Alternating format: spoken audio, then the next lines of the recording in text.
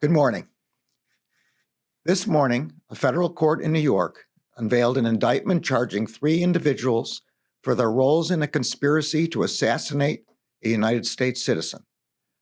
These charges arise out of an ongoing investigation into the government of Iran's efforts to assassinate on U.S. soil a journalist, author, and human rights activist who is a U.S. citizen of Iranian origin.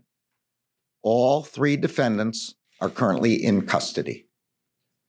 In July of last year, one of the defendants, Khalid Medvedev, was found with an assault rifle, 2 ammunition magazines, and approximately 66 rounds of ammunition not far from the victim's home in Brooklyn, New York.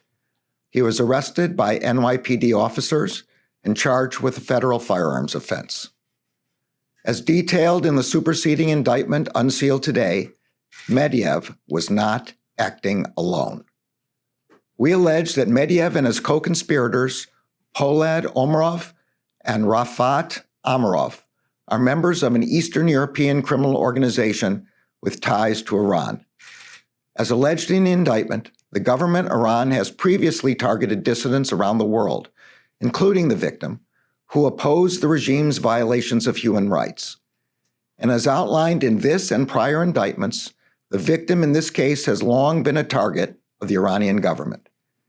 In 2021, we charged an Iranian intelligence officer and 3 Iranian intelligence assets with plotting to kidnap the victim from within the United States for rendition to Iran and likely execution in order to silence the victim. The government of Iran has continued to target the victim since then. The indictment, unsealed today, alleges that individuals in Iran tasked defendant Amirov with targeting the victim in a murder-for-hire plot.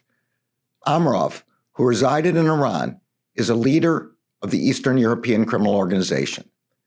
We allege that Amirov then directed defendant Omarov, another leader of the organization, who in turn directed defendant Medvedev, a member of the organization, to carry out the plot. Omarov resided in Eastern Europe. Medvedev was living in the United States. As alleged in the indictment, after receiving the directive from Amirov, Omarov sent Medvedev photographs of the victim and the victim's home, as well as the victim's address. Medvedev traveled to the victim's residence, where he took photos and video that he sent back to Omarov. Omarov forwarded the photos and video back up the chain to Amirov. Amirov then arranged a payment of $30,000 to Medvedev to buy an assault rifle and carry out the murder. Medvedev acquired an AK-47 style assault rifle with an obliterated serial number. He then traveled repeatedly to surveil the victim and the victim's household members at the victim's residence. During those surveillance missions, Medvedev provided reports on the victim's activities to Omarov, which Omarov shared with Amirov. On one morning, Omarov sent Medvedev a message asking where he was. Medvedev responded, quote, "at the crime scene." Omarov responded, "Okay, you are a man." On the day he was arrested, Medvedev sent Omarov a video recording from inside his car with a caption stating, quote, "we are ready." In the video, Medvedev pulled open the flap of a suitcase displaying the assault rifle. Omarov forwarded the video to Amirov, who replied that Medvedev should, quote, "keep the car clean." The indictment alleges that the defendants schemed to find ways to lure the victim out of the residence to carry out the assassination. But their plot was disrupted, and all of the defendants will now stand trial in the United States for their alleged crimes. Medvedev has been detained since his arrest last July. Omarov is currently in the custody of our foreign partners, pending extradition to the United States. And Amirov, the defendant who lived in Iran, is now in U.S. custody and will be presented later today in court. I am grateful to the prosecutors, agents, and staff of DOJ's National Security Division, the FBI, and the Southern District of New York for their excellent work on this case. The victim in this case was targeted for exercising the rights to which every American citizen is entitled. The victim publicized the Iranian government's human rights abuses, discriminatory treatment of women, suppression of democratic participation and expression, and use of arbitrary imprisonment, torture, and execution. This activity posed such a threat to the government of Iran that the chief judge of Iran's revolutionary courts warned that anyone who sent videos to the victim criticizing the regime would be sentenced to prison, especially videos contrary to laws mandating that women and girls wear head coverings in public. In the United States of America, our system of laws protects our citizens in the peaceful exercise of their constitutional and civil rights. The Department of Justice will not tolerate attempts by an authoritarian regime to undermine those protections and the rule of law upon which our democracy is based. We will not tolerate attempts by a foreign power to threaten, silence, or harm Americans. We will stop at nothing to identify, find, and bring to justice those who endanger the safety of the American people. I will now turn the podium over to the Deputy Attorney General. Good morning. Thank you, Mr. Attorney General. Today's indictment exposes a dangerous menace to national security, a double threat posed by a vicious transnational crime group operating from what it thought was the safe haven of a rogue nation. That rogue nation is the Islamic Republic of Iran, an all too familiar repeat violator of human rights. This case began with our investigation of Iran's efforts to project power and to extend its tentacles of oppression to American shores through the targeting of an Iranian-American journalist who has stood up to the brutal regime, shining a light on Iran's abuse of human rights and women's rights. But this time, it was a newer actor who brought the campaign of violence to America, an Eastern European criminal organization made up of self-described ogru, or thieves, who engaged in extortion and kidnapping, and in this case, murder for hire. The charges unsealed today show how organized crime in pursuit of profits and operating from a rogue nation can pose a grave threat to our national security and to the freedoms we hold dear. Increasingly, we see the blending of national security and criminal threats as rogue nations and criminal organizations make common cause and share capabilities, from ransomware groups targeting critical infrastructure to facilitators of sanctions evasion. These criminal actors embolden our enemies and threaten our national security. And all too often, they seek refuge in countries they believe will protect and empower them, in this case, Iran. While they may think that they're out of reach, our agents and prosecutors are uniquely equipped to combat this double threat with both law enforcement and national security tools. This case also highlights the evolving threat and the increasingly brazen conduct emanating from Iran. I've spoken before about the threat Iran poses to our homeland through its networks and its proxies. In the last year, we have charged members of Iran's Islamic Revolutionary Guard Corps, or IRGC, with a plot to murder the former U.S. National Security Advisor. We've indicted Iranian hackers for targeting utility companies and other critical infrastructure. And we've called out Iran for its destructive cyber attack that crippled a partner government's computer networks. We will not tolerate this belligerent and criminal conduct. Instead, we will hold accountable those who would bring Iran's campaign of violence to our shores. We will hold accountable those who seek to silence voices for human rights and women's rights. The charges announced today expose a dangerous and ultimately thwarted plot to export violent oppression to America. But today, we have demonstrated the strength and the reach of the Department of Justice and the rule of law.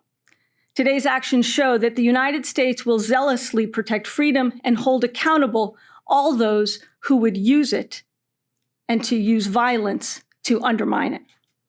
And now I'll turn the podium over to Director Wray. Thank you, Lisa. Today's unsealing shows that just 1 year after the FBI and our partners disrupted an Iranian group's attempt to silence an American journalist on U.S. soil, the same person was targeted for assassination again by a group with ties to Iran. Fortunately, their plot failed because we didn't. Through the extraordinary work of FBI agents and investigators working with partners like the NYPD, we successfully disrupted this heinous murder-for-hire plot. The arrest announced today demonstrates our commitment to follow the facts wherever they lead, to work our way up to the leaders of criminal plots like this one, even after they've been disrupted, and then to use our long reach to bring those responsible here to the United States to face justice. The conduct charged in today's case shows just how far Iranian actors are willing to go to silence critics of the Iranian regime, even attempting an assassination right here in the United States. But looking at the threat from Iran more broadly, we've seen the Iranian regime become more aggressive and more brazen across vectors. In just the past couple of years, actors associated with Iran have launched a ransomware attack against a children's hospital in New England, attempted to assassinate the former U.S. National Security Advisor on U.S. soil, and now plotted to silence a U.S. citizen, a journalist who publicized the Iranian government's human rights abuses right smack in the middle of New York City. If that doesn't show how serious the threat from Iran is to Americans right here in America, I don't know what is. Over the past few years, Iranian intelligence and security services working with their proxies have increased the use of transnational repression tactics to target political opponents. Their tactics include assassination and kidnapping plots, surveillance, cyber operations, the abuse of international law enforcement tools, and the intimidation of family and friends back in Iran. Really, any means of harassment they can conceive of. And the Iranian government's efforts to silence its critics aren't confined to the borders of Iran. Iran is willing to engage in violent repression all over the world, including right here in the United States, violating both our sovereignty and international norms. In response, the FBI is, of course, working with our traditional intelligence and law enforcement partners, but we're also bringing others to the fight, raising awareness and forging partnerships with the Iranian American community, universities and academia, state and local governments, and foreign partners around the world. Today, every one of those partners is more awake and alert to the threat and committed to calling out the Iranian government for violating the rule of law. As the arrests and indictment announced today show, on top of calling attention to the threat of Iranian transnational repression, we will continue to use every tool at our disposal to hunt down those who violate our laws and bring them to justice.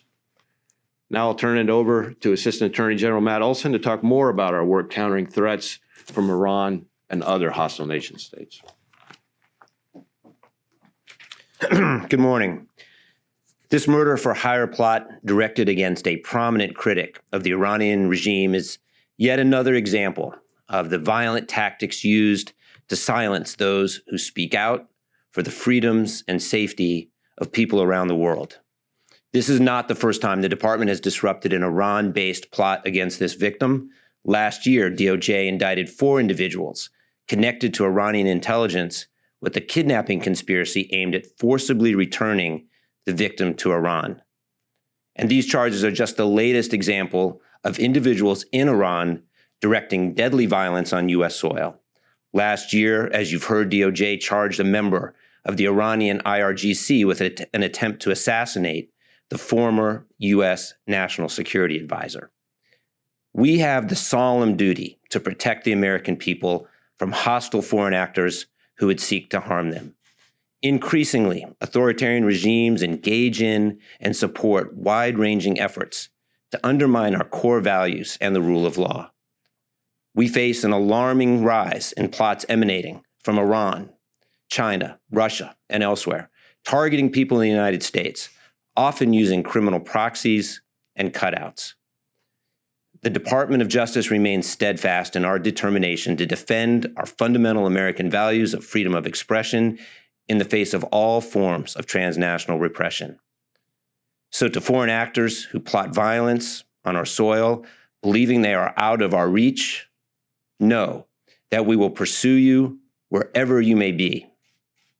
The lead defendant in this case was a made member of a criminal organization living in Iran who believed he could get away with plotting to kill an American in New York City. Now he will face justice in a U.S. courtroom.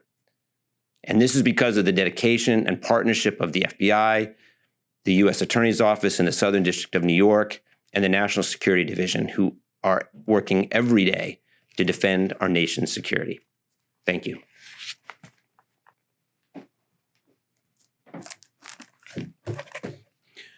Good morning.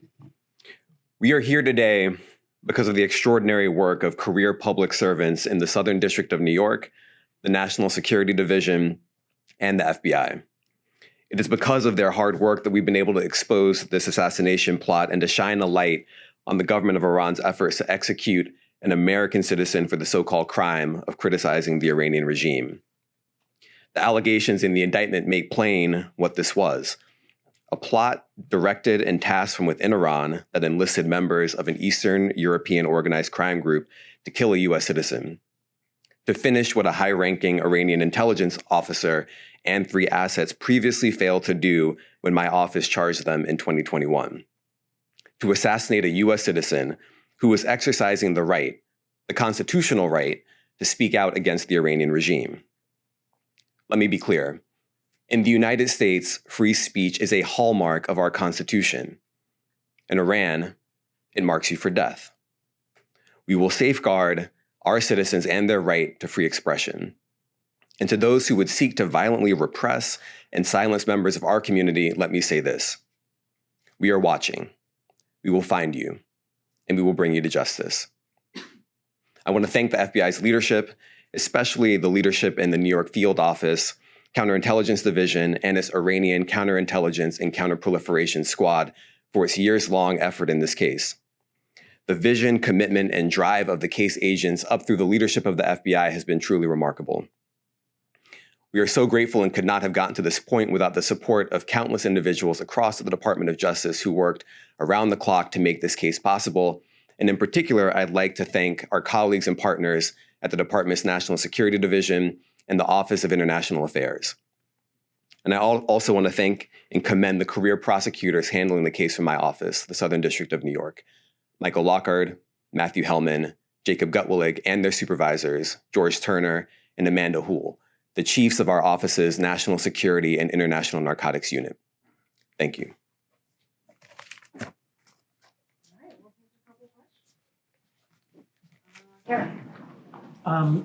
For the AG or the FBI director, whoever would like to address this. You ask the question first and I'll figure out it. Two questions.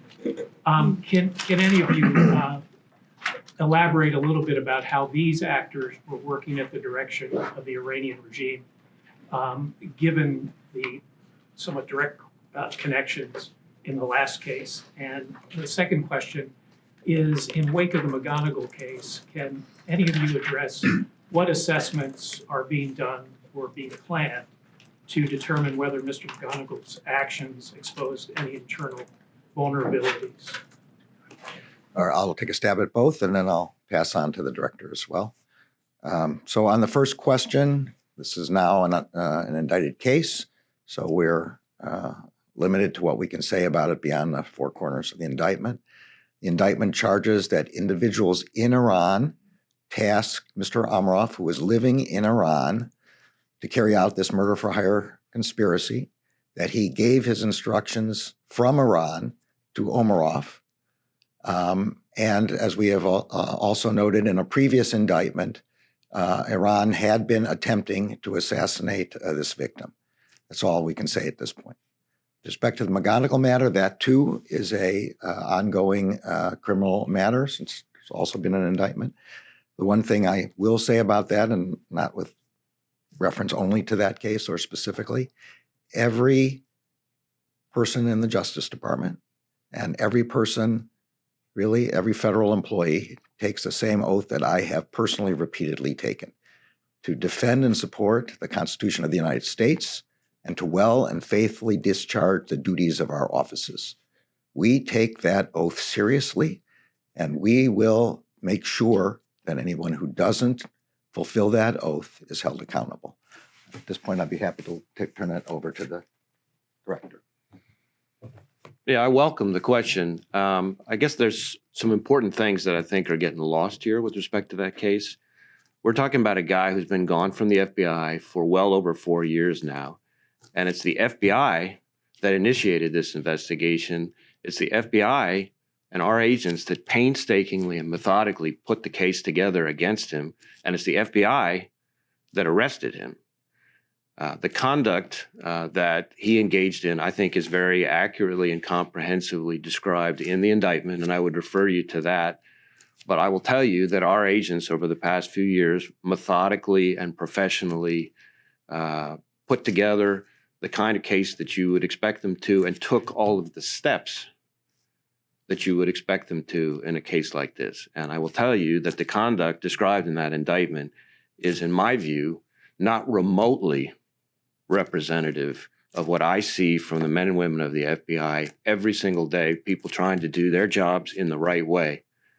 And what I think the charges in that case demonstrate is the FBI's willingness as an organization to shine a bright light on conduct that is totally unacceptable, including when it happens from one of our own people, and to hold those people accountable. And that, to me, is in the best traditions of the FBI. So I think that's what that case summarizes.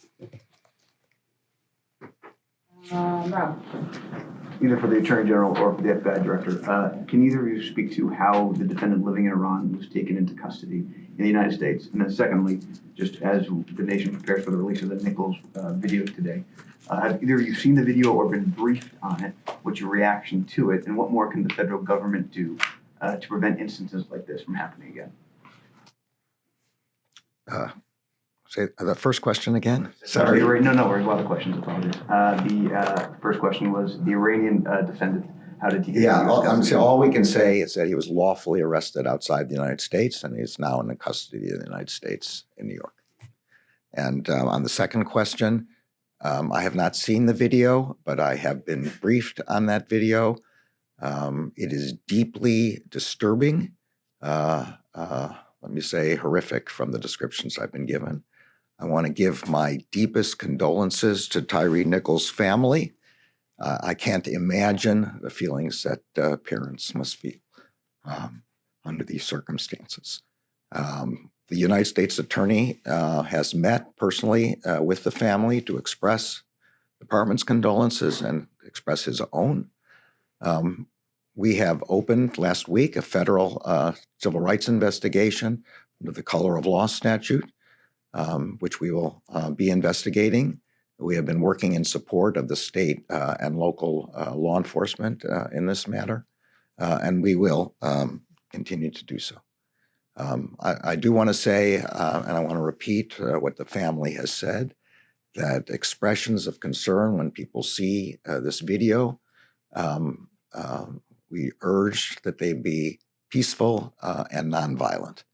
That's what the family has urged, and that, of course, is what the Justice Department urges as well. All right. Alan. Anything you can detail more about this Eastern European criminal organization in Iran? Taking him out as the leader, does that effectively decapitate the organization, or is this something you expect to see more criminal activity from them And then on a second question, yesterday from the podium, you spoke about how you expect special counsels appointed in this department to live up to the highest traditions of the Justice Department. Yesterday, the New York Times had a very lengthy article detailing some extraordinary actions taken by special counsel John Durham during his investigation into the origins of the Russian investigation. I wonder, do you believe that John Durham has lived up to the highest traditions of the Justice Department, and do you still plan to make public his entire report? So on the second question, I can't comment on any pending special counsel investigation. I will repeat what I said before the committee upon my nomination, that I do plan to make available Mr. Durham's report when it's completed, to the extent that it's that our disclosures are consistent with our obligations under other statutes. On the question about the criminal organization, who here would be best fit to answer that question?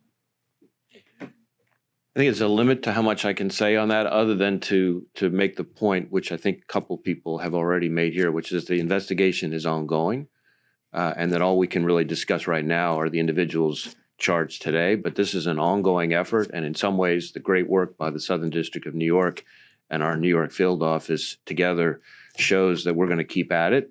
And so if there are other people involved in the organization who think that this is the end of it, they better think twice. We heard from Attorney General Garland about the Memphis tape. If I could ask Director Wray I'm sorry, I don't want to disrespect the Attorney General. Not at all. I'm happy to let somebody else Or answer the questions. Deputy Attorney General. Have either of you seen the tape? And if you have, what are your reactions? And what is your message to the American people about where this department ready should there be mass protest? Is the FBI ready? Is DOJ ready?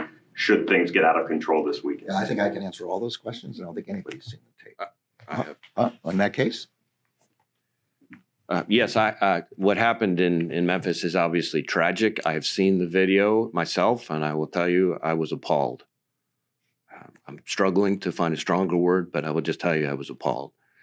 The FBI, working with the Justice Department, takes great pride in our color of law investigations, and we will pursue, as has already been announced, an investigation here, and we'll do it professionally without fear or favor, by the book, as I think is expected of us.